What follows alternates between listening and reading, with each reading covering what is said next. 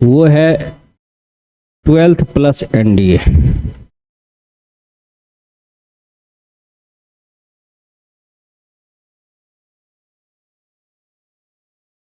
Twelfth plus NDA.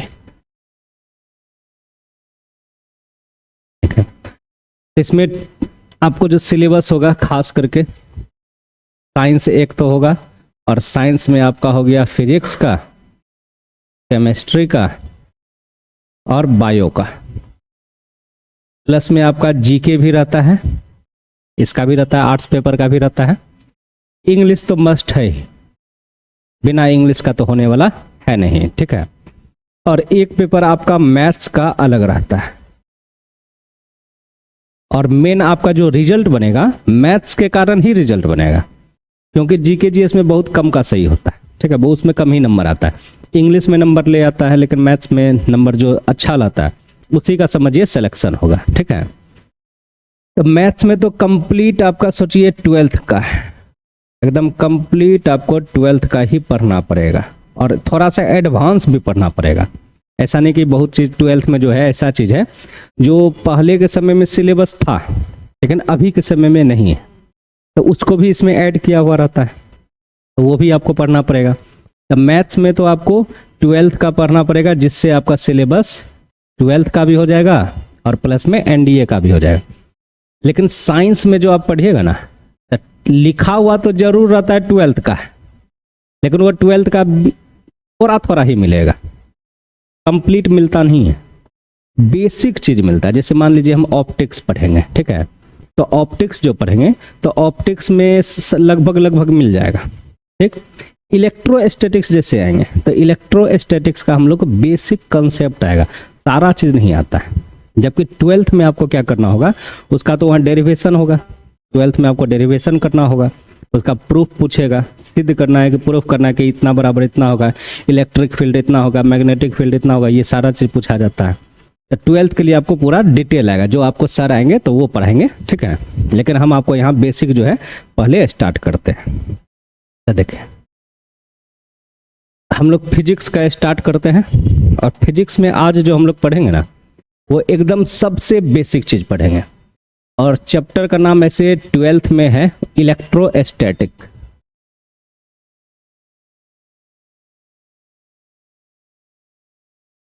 ठीक है, and electric charge, electric charge, ये आपका चैप्टर का मेन नाम है।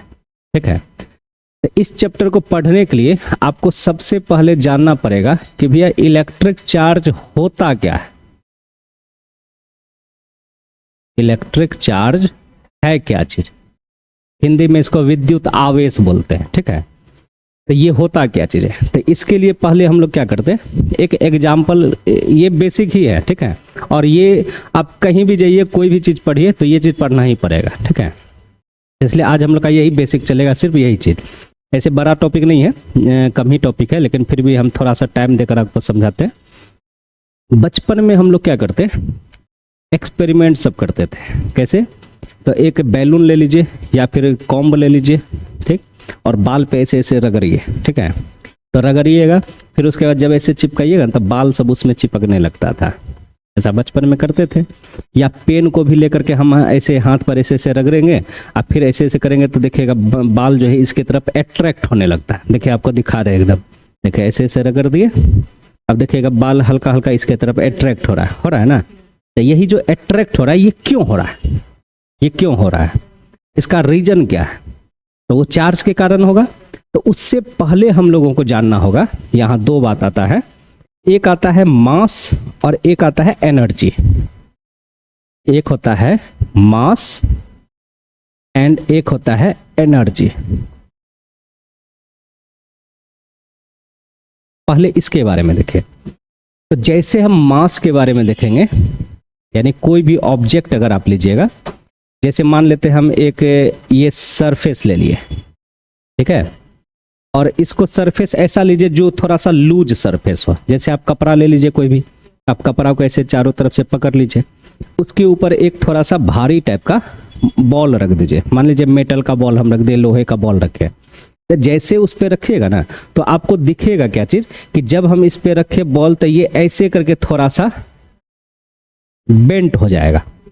क्या हो जाता है? बेंट हो जाता है ना। तो इस तरह से ये बेंट होने लगा। इसका मतलब क्या हुआ, हमारे पास कोई भी ऑब्जेक्ट जो है एक होल का निर्माण कर रहा है। कोई भी ऑब्जेक्ट जो है वो अपने चारों तरफ एक होल का निर्माण करेगा। और अब अगर हम यहाँ पर कोई भी दूसरा बॉल रखेंगे तो ये इसी की ओर अट्रैक्ट होने लगेगा, इसी में जाने लगेगा। मतलब वर्ल्ड में, यूनिवर्स में जितना भी ऑब्जेक्ट है वो सब क्या कर रहा है, एक दूसरे को अपनी ओर खींच रहा है, इन काम कर रहा है। जितना भी मास है वो एक दूसरे को अपनी ओर खींच रहा है। ठीक, इसी का जस्ट अगर इस तरह से होता रहता तक ये सारा बेंच डेस्क आपस में मिल जाता, जितना भी यूनिवर्स में ऑब्जेक्ट है सब आपस में मिल जाता। इससे हमारे यूनिवर्स का निर्माण नहीं हो पाता, फॉर्मेशन नहीं होता। जो दुनिया अभी हम देख रहे हैं वो दुनिया हम नहीं देख पाते, ऐसा होता। इसी का एक अपोजिट आ जाता है। ये हमारे पास है मास का, ठीक है। अब हम एक एनर्जी लेते हैं और ऐसा एनर्जी लेना है जो फ्री एनर्जी, कंप्लीटली फ्री है। मान लीजिए कि हम जला दिए, एक मोमबत्ती को जलाते हैं, एक मोमबत्ती को जला दिए। मोमबत्ती को जब जलाइएगा तो इससे लाइट जो निकलेगा ये चारों तरफ ये भागने लगेगा।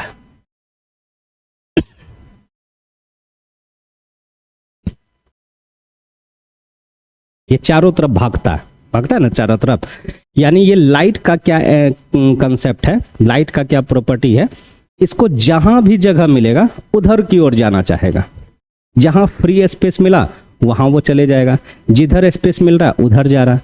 तो यहां से देखिए हमारे पास दो तरह का हो रहा है। मतलब अगर हम मास लेते हैं वो सबको अपनी ओर अट्रैक्ट कर रहा है, अगर एनर्जी लेते हैं तो वो चारों तरफ फैल रहा है। तो ये दोनों एक साथ तो पॉसिबल हो नहीं सकता है। तो इसका मतलब हुआ जरूर कुछ तीसरा चीज जरूर होगा। ये दो क्या